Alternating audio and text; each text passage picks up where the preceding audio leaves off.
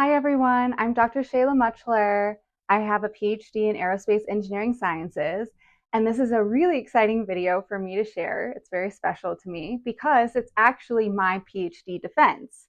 I defended my PhD in Aerospace Engineering Sciences at the University of Colorado Boulder back in January of 2021. And the research that I talk about for my PhD is actually very similar to the research that I do out in industry now. And I'm excited to share it with you because this type of research is my absolute passion. So I hope you enjoy it. Please feel free to leave some questions down below, whether about my research or anything else. I'm also going to link my dissertation below, and hit subscribe because even though this is my very first video, I am planning to upload more videos about my research and even about my life. And so I'm very excited to have you here. Please enjoy the video. Hi everyone. I know that you couldn't be here in person, but I can feel your energy over Zoom, and I'm super excited to share my research with you today, which, as Penny said, is on global thermospheric density estimation using CubeSat GPS data and a physics-based space environment model. The ultimate goal of my research is to prevent unnecessary in-orbit collisions, much like the one shown here. As you can see, this single collision creates hundreds of new debris objects. An event like this can be detrimental for our space operations. My research aims to improve trajectory predictions so that we know with more certainty whether it is necessary to maneuver a satellite to avoid a collision. In low Earth orbit, the largest contributor to prediction error is atmospheric density. And atmospheric density is strongly driven by atmospheric drag rather, is strongly driven by thermospheric density. My vision is to harness the CubeSat constellations as indirect sensors to estimate global thermospheric density for improved trajectory predictions. Recently, there has been a rapid rise in the number of LEO CubeSats. I developed Soleil to take advantage of the abundance and quality of GPS-based CubeSat position information in order to infer the space environment affecting their motion. In this work, Soleil utilizes Spire CubeSat POD to estimate density. Spire currently has a constellation of over 100 LEO CubeSats. These CubeSats are equipped with GPS receivers, and Spire uses this GPS data to perform precise orbit determination. My overall objective for this research is to improve density modeling by assimilating CubeSat GPS information to estimate drivers to a physics-based space environment model. The primary contributions of my research are as follows. First, I introduce a novel method for utilizing CubeSat GPS information to sense thermospheric density. Second, I show that Soleil can estimate a global density field with a finer time resolution than the operational model. And third, I demonstrate Soleil's performance when applied to a 10 satellite flight data case study and a 50 satellite simulation scenario. Here's an overview of my presentation today. I'm going to begin by going over some background material. This includes an overview of thermospheric density, a review of prior density estimation work in the field, and a brief nonlinear filter comparison. Next, I'll discuss Soleil's method and its application to a Spire CubeSat case study and a simulation scenario. The focus of my research is to estimate thermospheric density. Thermospheric density is quite dynamic and is dependent on a number of factors, including solar cycle, solar activity, geomagnetic activity, diurnal cycle, altitude, and latitude. Solar cycle and solar activity describe the sun's conditions, whereas geomagnetic activity is a measure of the disturbance in the Earth's magnetic field, while altitude and latitude describe the specific satellite location. I use the terms calm conditions and storm time conditions throughout this presentation. Calm conditions are periods of time when there is little to no geomagnetic activity and relatively low solar flux, and therefore relatively low density. On the other hand, storm time density is when there's a disturbance in the near-Earth space environment, therefore generating an enhanced density field. I have an example of each of these conditions in the plots, calm conditions on the left-hand side and storm time conditions on the right-hand side. Disturbances in the near-Earth space environment are driven by the sun and its interaction with the geomagnetic field. Density field enhancements can be caused by solar irradiance or geomagnetic activity. Solar irradiance is described by F10.7, and F10.7 is a daily index that ranges 50 to 300 solar flux units. Geomagnetic activity is caused by the interaction between the solar wind and Earth's magnetic field. These disturbances can stem from coronal mass ejections and high-speed solar wind. Geomagnetic activity is described by the KP index. The KP index is a 3-hour index and ranges 0 to 9. A higher KP or F10.7 indicates a more enhanced density field. Soleil uses TiGCM to model thermospheric density. TiGCM is an open-source physics-based space weather model developed by NCAR. It simulates mass density changes by adjusting model input parameters KP and F10.7. In Soleil, TiGCM is used in steady-state mode. Typically, TiGCM is run in nominal mode by inputting the historical KP and F10.7 time series. In this mode, the density field response to fluctuations in KP and F10.7 can take hours. In steady-state mode, TiGCM is run by holding KP and F10.7 constant. When using steady-state mode, the density field response to a change in KP or F10.7 is immediate because it reflects the fully responded density field to a disturbance. The reason I use TiGCM in steady-state mode is because it allows me to do all the TiGCM runs before filter execution, which reduces Soleil computation time.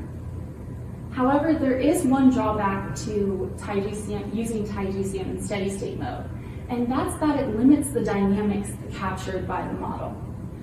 On the left or on the right-hand side here, I have a plot that gives an example of the nominal and steady-state density field response to change in KP. KP starts out at 1 and then increases to a KP of 5.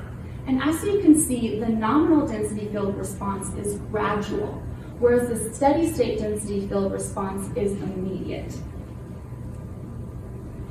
I want to provide a little more information on the steady-state KP because it's the parameter estimated in Soleil. The steady-state KP reflects the current density field conditions, whereas the nominal KP reflects the current geomagnetic field conditions. An elevated nominal KP typically leads to a density field enhancement. This plot provides an example of the steady state and nominal KP indices during a geomagnetic storm. The nominal KP is provided by the green curve, and the steady state KP is provided by the magenta curve. Both the steady state and nominal KP indices start out small. The nominal KP index increases first, indicating the beginning of a geomagnetic storm. Then later, the steady state KP increases as the density field responds to the disturbance in the geomagnetic field.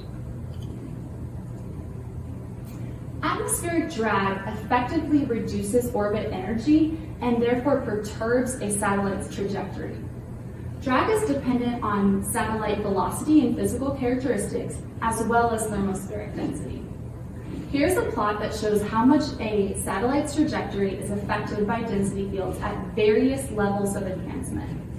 A satellite propagated for 20 minutes with a density field generated with a KP of 1, 3, and 5. As you can see, satellites with lower orbit altitudes are more affected by density. This is because density decreases exponentially as a function of altitude. We also notice that the largest trajectory difference occurs between a KP of 5 and 3, as shown by the red markers. The KP of 5 minus 3 trajectory difference is more than 3 minus 1. This reveals the nonlinear nature of the KP effect. Here's a summary of some of the density retrieval estimation efforts done by others.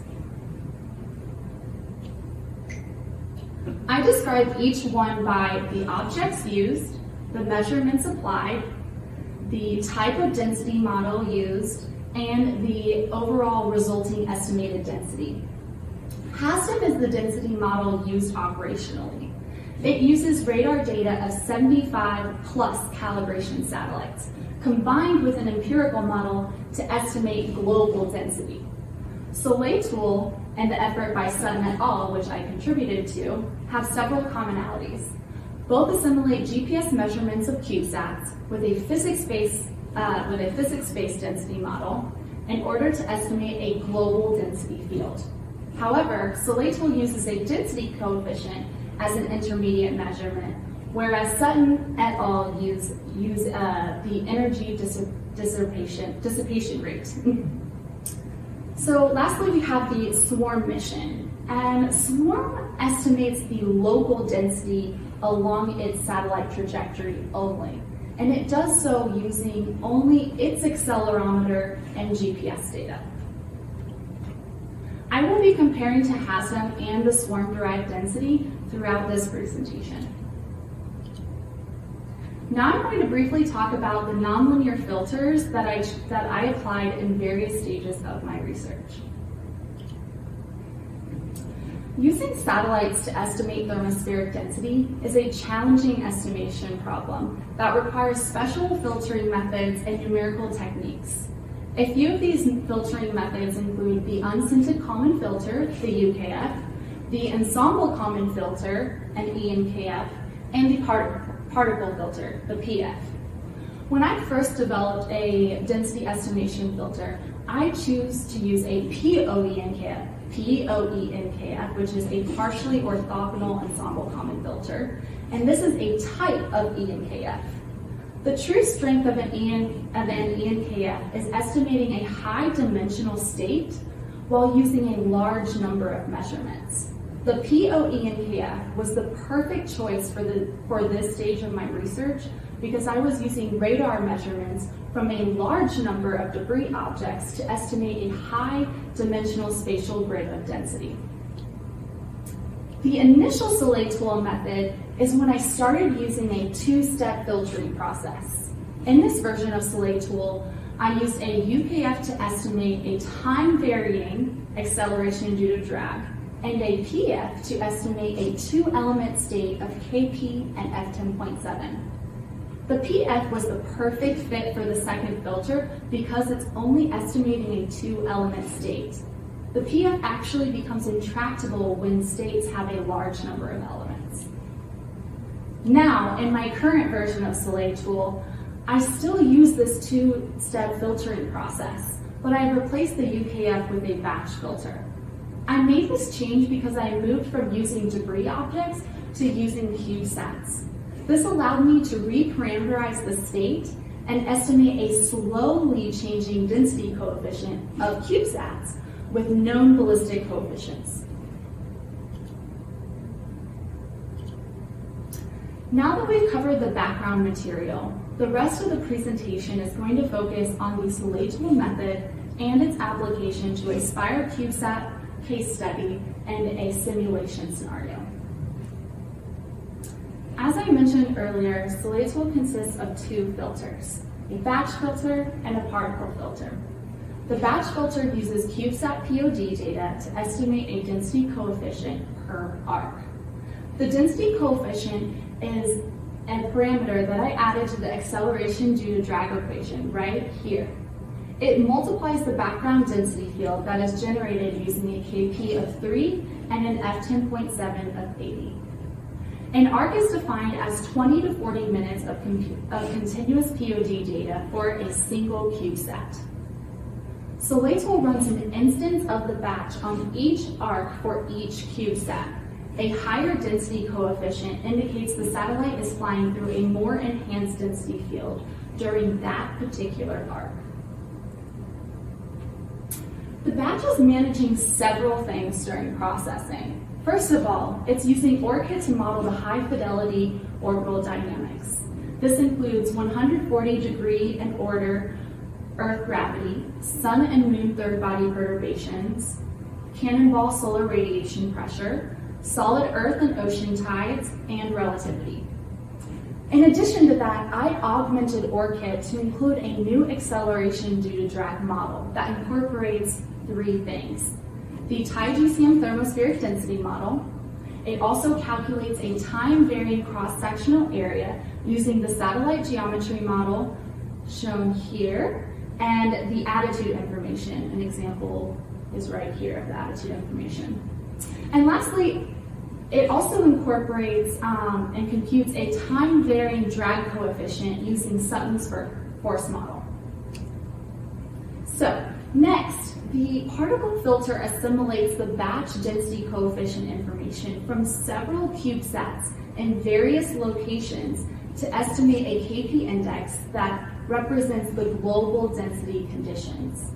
The PF estimates this KP time series while applying a fixed F10.7, which is chosen before filter execution. In the particle filter measurement update, the predicted density coefficient measurement is the ratio between the KP F10.7 particle density and the background density applied in the batch. It is important to note that I do not aim to estimate the actual 3-hour nominal KP, but rather the steady state KP that reflects the observed CubeSat acceleration due to drag.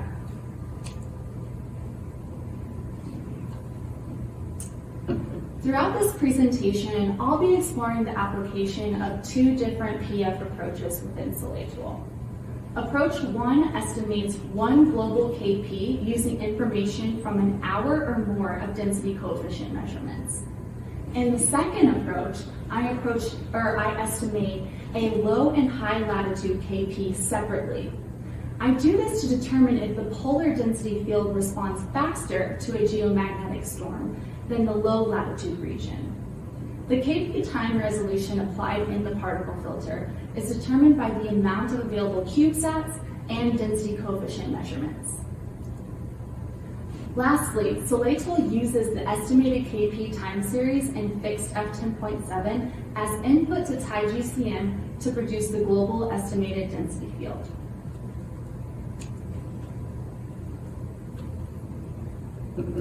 Now it's time to see what happens when I apply Soleil to a case study using real Spire CubeSat flight data.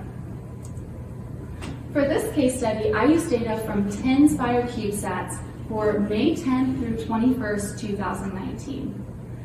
These dates were chosen because there's two historical geomagnetic storms during this time, as indicated by the KP plot right here and right here.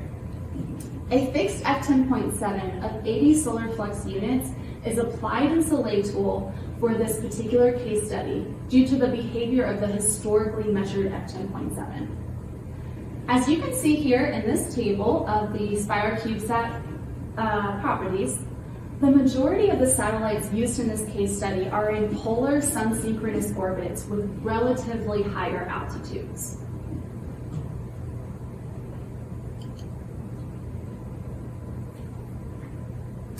So satellite 62 and 99 are the focus for the Soleil results. I chose these particular satellites because they are in a low altitude medium inclination, LAMI, and a high altitude polar inclination orbit, HAPI. The LAMI satellite has a higher density information content due to its lower altitude, whereas the HAPI satellite has a lower density information content because it's in a higher altitude. But the HAPI satellite is able to provide information about the polar regions due to its polar orbit. Even though these two satellites are the focus of the results, all 10 Spire CubeSats are processed and used for assimilation in Soleil Tool. Now I'll go ahead and I'll head into the case study results section, and I'll begin with the results for the batch filter portion of Soleil Tool. This slide shows the batch results for the LAMI and HAPI satellites. The figures show the batch estimated density coefficients in the top plot. The larger the estimated density coefficient, the more enhanced the density field. The single satellite solution estimated density is obtained by multiplying this estimated density coefficient by the background density field, and that's shown in the middle plot. The middle plot also shows the Hasdam density in gray for reference. And the bottom plot of both figures is the historically measured KP, and that provides reference to the geomagnetic storms. Overall, the LAMI estimated density aligns much better with Hasdam density than HAPI, as shown right here. This is likely due in part to the lower information content per arc for HAPI because of its higher orbit altitude. Shayla, a quick clarification question. LAMI and HAPI, they're included in the 10 satellites processed in the batch. You're just highlighting them for illustration here? Yes, yes. Instead of providing all the satellites results, I just do it for LAMI and HAPI, yes. Okay, thank you. Yes, of course. The batch estimated density coefficients for all 10 satellites are then passed to the particle filter to estimate KP. The particle filter assimilates density coefficient information from several LEO CubeSats, from all 10 LEO CubeSats in this case, in various locations to estimate a KP index that represents the global density conditions.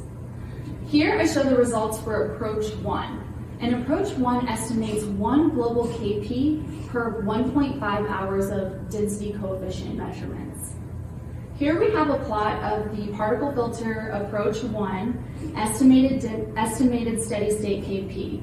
The estimated steady state KP is shown by the magenta line, and the historically measured nominal KP is shown by the gray line. Approach 1 shows 1 clear estimated KP peak aligning with the second half of the first geomagnetic storm. And that's right here, aligning with the second half of the first storm as measured by the historical KP. However, the estimated KP during the second geomagnetic storm is more noisy, as shown right here. We discover why this is the case in approach 2 next, where Soleil Tool estimates a clearly defined second storm peak for the polar and equator KP indices separately. So here's those results.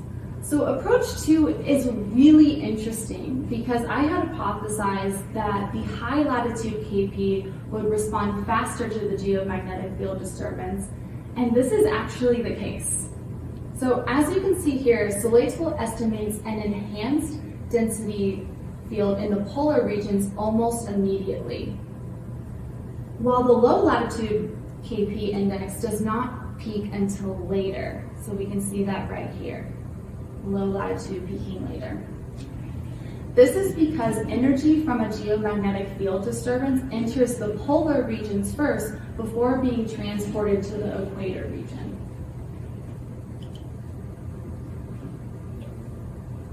Next, Soleil Tool estimated density is obtained by using the estimated KP time series shown on these last few slides and the fixed F10.7 as input to TIGCM in steady state mode. This plot shows the density along the trajectory of satellite 62.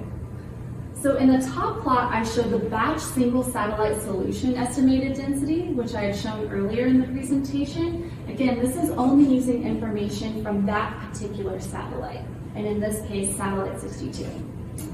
The two plots below that are the estimated, the multi-satellite Soleil tool estimated density. So this is using information from all 10 CubeSats to estimate a global density. And I show approach 1 and approach 2 separately in these plots right here. Next, the bottom 3 plots are the density or the estimated density by other models, not by Soleil tool. And these models are HASTM, TIGCM using the historically measured KP and F10.7, and NSYS. The density trend for all the models is similar. There are 2 KP peaks that correspond to the 2 geomagnetic storms. I want to note that the satellite 62 trajectory density is generated using only the low latitude estimated KP in approach 2 due to its medium inclination orbit. So it doesn't really allow us to evaluate approach 2's high latitude estimated KP. So also we can notice that both Soleil tool approaches are sensing more small scale features than other models. This is demonstrated by the more dynamic behavior of the storm time density field compared to other models, as shown right here and right here. And this is partly due to the finer time resolution of Soleil tool compared to the other models. The estimated density along satellite 62 in the last slide only provided an evaluation of density along a satellite used in a simulation. In order to do an independent verification, I evaluate Soleil tool density along the trajectory of a satellite not used in a simulation. For this, I chose the SWARM-C satellite. As I mentioned earlier in the background material, the SWARM mission provides a density solution along the SWARM satellite trajectory only. The SWARM satellites have onboard accelerometers, but these accelerometers were found to have erroneous performance. So, the SWARM mission developed a method to obtain density along the trajectory by applying corrections to the anomalous accelerometer data. These corrections are derived from the SWARM POD data. The SWARM-C satellite is in a low altitude near polar orbit. I want to note that it was necessary to do some pre-processing of the SWARM density data before comparing it to Soleil tool on the next slide. And this pre-processing involved removing negative non-physical density values that were reported originally by the SWARM mission. So, this plot shows the density along the trajectory of SWARM-C satellite. The top plot shows the SWARM-derived density, and then the next 2 plots show the Soleil tool approach's estimated density, followed by HASTM, historical TIGCM, and NSYS density. The model storm peaks align well with SWARM-C derived density peaks, with the exception of Soleil tool approach 1 second storm peak, right here, being slightly delayed compared to the others. There's an interesting small-scale feature in the SWARM-C derived density shown here during this second peak. On closer inspection, we see that Soleil tool approach 2 is the only model that captures the enhanced density field around this time. This highlights the potential of estimating zonal KP indices for the benefit of polar orbiting satellites such as SWARM-C. Another interesting takeaway from this analysis is that the SWARM-derived density has nocturnal peaks, shown here and here. These occur over the equator and are caused by the midnight density maximum. These features are not modeled by HASTM, but are captured by the TIGCM-based models, including Soleil tool. Lastly, we analyzed Soleil tool's performance via a satellite propagation analysis. The desired outcome of Soleil tool is improved thermospheric density modeling to allow for more accurate LEO object trajectory prediction. To evaluate this, Spire satellites are propagated with each density model: Soleil tool approaches 1 and 2, HASTM, and historical TIGCM. This is done for each arc separately, as shown right here. Then the position difference between the propagation and POD at the end of each arc is computed to get the propagation error. We can infer that a smaller propagation error indicates a better density model. In order to evaluate each model's performance during key times throughout the case study, I compute the mean propagation error throughout each time period indicated here. This will demonstrate how well each model performs for, say, the peak of the storm compared to the calm conditions in between. I underlaid the Hasdam density here to show how I determined the time regions. This figure shows the average end-of-arc propagation error across each time region for each model for satellites 62 and 99, Leone and Happy again. I want to point out that the dot markers represent Soleil density model performance, and the X markers show the performance of other models, Hasdam and historical TIE-GCM. Soleil propagation error aligns quite well with Hasdam and historical TIE-GCM for these Leone and Happy satellites. The most separation between approach 1 and 2 for Soleil occurs during the second storm peak, right here, in which approach 1 outperforms approach 2. So the outperformance means that it has a smaller or lower propagation error. So to look at the propagation error across all 10 CubeSats, I take the average propagation error for all of them for each time region. I would like us to keep in mind that Soleil is using relatively sparse data, which is data from 10 satellites, compared to the 75 plus calibration satellites used for the Hasdam effort shown here. The main takeaways here are that Soleil has comparable performance to other models, and Soleil Approach 1 actually outperforms Hasdam during the second storm peak, right here. Overall, the mean 20-minute arc propagation error remains below 0.6 meters for all the models.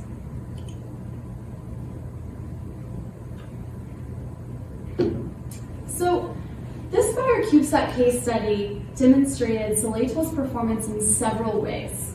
We looked at the batch single satellite solution density and the particle filter estimated KP time series.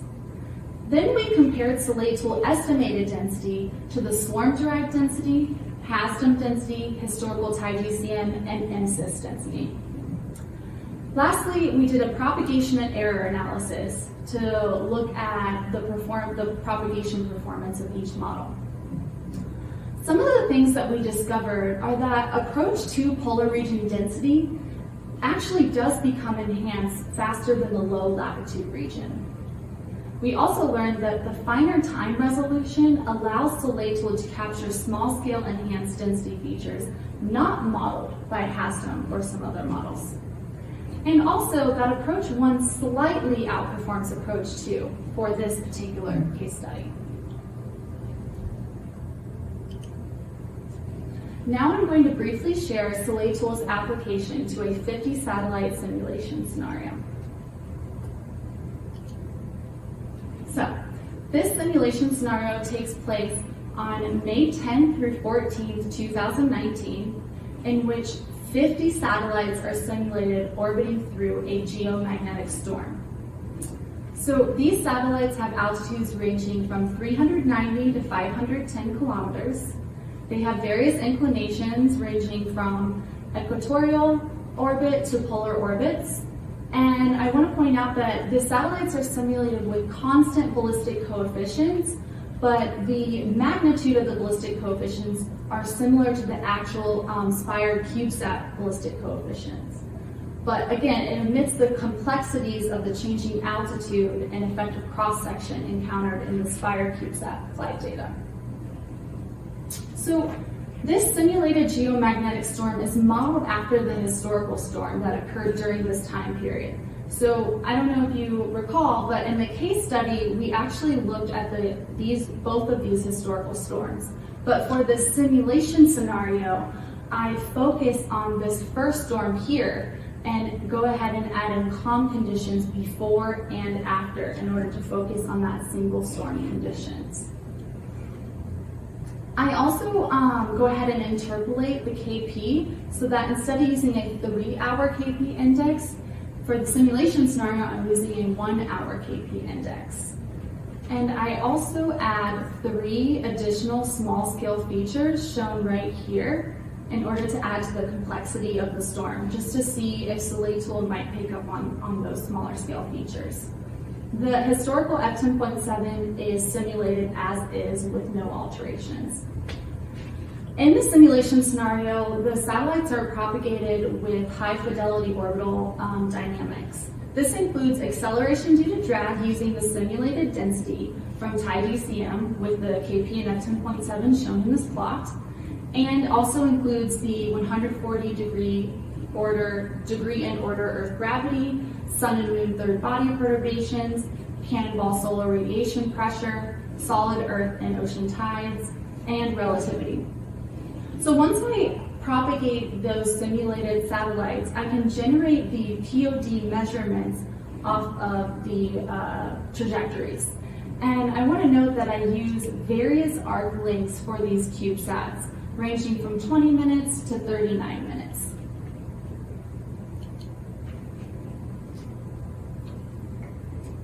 So for this simulation scenario, instead of stepping through every single portion of Soleil Tool, I'm actually going to skip to the more interesting results, which is the estimated density at in the last portion of Soleil Tool, which is the final result of Soleil Tool. Because the truth data is available for the simulation scenario, I am able to do a more comprehensive evaluation of Soleil Tool by computing the global density error. So here I show the global density, and this one happens to be for approach 1, but this is a global density plot at 450 kilometers altitude. So this plot demonstrates that Soleil Tool is not just estimating the density along a particular trajectory, but is actually estimating a global density field at every single time throughout a simulation scenario or case study. So the top plot here shows the global density root mean squared error. So this is a metric that's really representing the overall error of Soleil Tool estimated global density field. I was not able to calculate this for the case study because there is no way to get the truth global density data in reality. So this scenario really allowed me to do a more comprehensive evaluation of Soleil Tool. As we can see, in the bottom plot, I have the average global density as a function of time. So as we step through this simulation scenario, and I do want to mention that these plots, as they step through, are lined up with this video over here.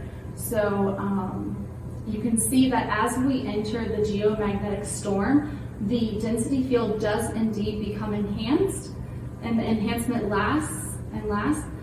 But something that's really interesting about the simulation scenario is that the global density error shows a big increase at the very beginning of the storm. And it's really only during the initial build of the storm. As you can see, the highest density error is occurring the first half of May 11, and that's during the build of the geomagnetic storm when the conditions are rapidly changing.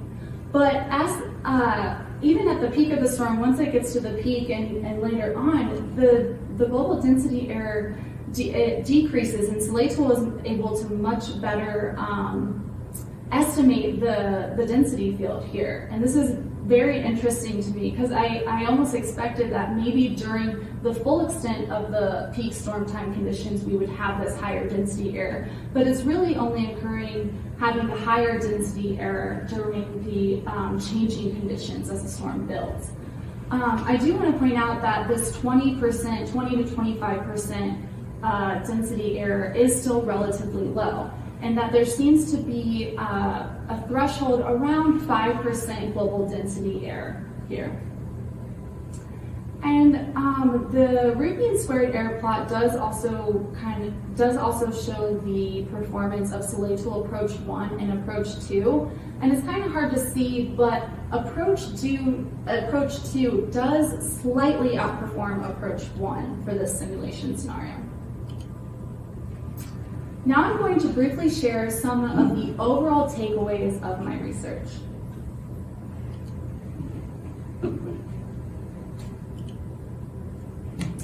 So, in summary, I showed that the batch estimates a density coefficient, and this density coefficient captures the local thermospheric density that's local to that particular CubeSat's arc. And these solutions assume that the physics-based model correctly incorporates the variability of the density across that arc. The particle filter uses the retrieved density coefficients from satellite arcs distributed throughout the thermosphere to solve for TiGCM input parameter Kp. And this produces the global density field most consistent with the CubeSat observations. So Soleil performance is demonstrated by the ability to correctly estimate the global density field. And this would allow for accurate propagation of objects through the space environment. So we evaluated the performance of Soleil, or the performance of Soleil is dependent on a number of things, including the quality of the POD observations, and for Spire, these are quite good. It's also dependent on the number and distribution of the observing satellites, and the fidelity and validity of the TiGCM model implementation. And because of the implementation of Soleil using TiGCM in steady state mode, there are some performance limitations caused by this. So, a review of the research contributions. Soleil was developed with a vision of improving LEO object motion prediction by providing more accurate global thermospheric density estimates. In doing so, I hope to decrease the number of unnecessary satellite maneuvers executed to avoid orbital objects. This not only extends satellite lifetime, but also provides for a safer space environment by preserving fuel to correct for actual collision risks. So overall, I demonstrated, I introduced Soleil, which is a novel method for utilizing CubeSat GPS information to sense thermospheric density. I demonstrated Soleil's ability to estimate a global density field with a finer time resolution than the operational density model. And I demonstrated Soleil's performance via a 50 satellite simulation scenario and a 10 satellite Spire CubeSat case study in which flight data was used to estimate two historical geomagnetic storms. Here's a list of some of my ideas for future research. I won't go into the details of them right now, but here are my main ideas for things that I would love to have the time to do, and we'll see if I actually do. But I would like to replace TiGCM steady state mode with using nominal TiGCM mode in order to really capture the full dynamics that are modeled in TiGCM. I would like to improve the batch background dynamical model, specifically move from using a cannonball SRP model to a higher fidelity SRP model, amongst other things. I'd also like to do a more realistic simulation scenario in which I model the CubeSats after real CubeSat constellations, such as the entire Spire CubeSat constellation of 100 plus CubeSats. This will allow me to really see what's possible in Soleil if I have access to more CubeSat flight data. And then, of course, the real motivation and vision for Soleil is for it to be used operationally to improve density estimates for safer space operations. So the last step, or maybe the beginning of a whole new era, would be to actually deploy Soleil tool. And deploying it would allow me to look at how it performs with flight data, with real CubeSat data in near real time.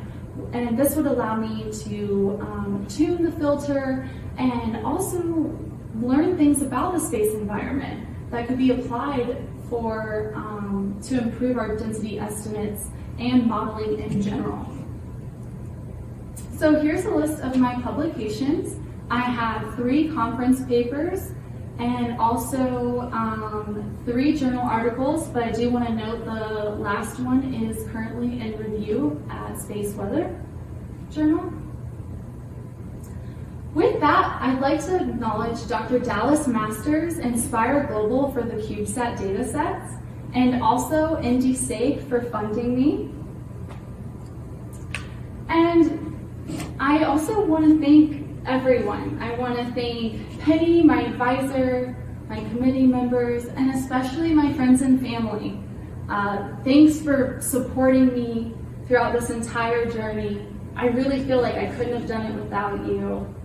Thank you so much, and it means so much to me that you're here today. Thank you.